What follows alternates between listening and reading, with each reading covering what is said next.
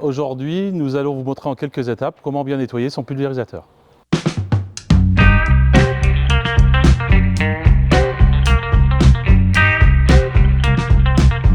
Au niveau du nettoyage, ce qui est primordial, c'est le bon nettoyage de ses filtres.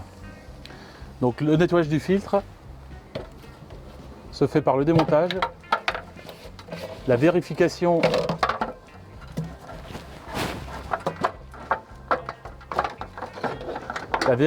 visuelle du filtre et le nettoyage à l'eau et au savon. Nous allons aussi vérifier si le maillage n'est pas percé et si les joints sont restés de chaque côté du filtre.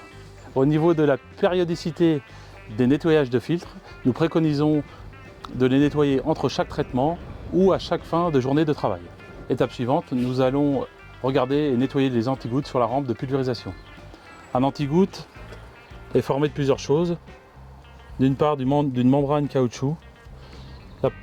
La périodicité de nettoyage est à faire au moins une fois par an et de vérifier l'état de la membrane anti-goutte, si elle n'est pas craquelée et si elle n'est pas sale. Dans ce cas-là, vous allez la nettoyer à l'eau et au savon, puis la remonter sur le pulvérisateur. Étape suivante, nous allons parler entretien des buses. Toute buse, que ce soit buse à turbulence ou buse antidérive, la plupart de ces buses se séparent en deux. Nous allons préconiser plutôt de les passer dans un bain de vinaigre blanc tiède pour une meilleure efficacité. À savoir que si votre buse antidérive est montée avec un joint à l'intérieur, il faudra plutôt prévoir de nettoyer cette partie-là à l'eau et au savon. Pour cette dernière étape, nous allons parler du nettoyage intérieur et extérieur du pulvérisateur.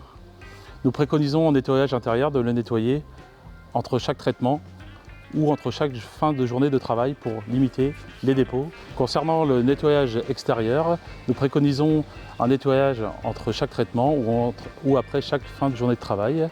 Ou alors, pour ceux qui ne veulent pas nettoyer entre chaque traitement, il est possible d'appliquer une huile de type paraffine sur l'ensemble de l'appareil.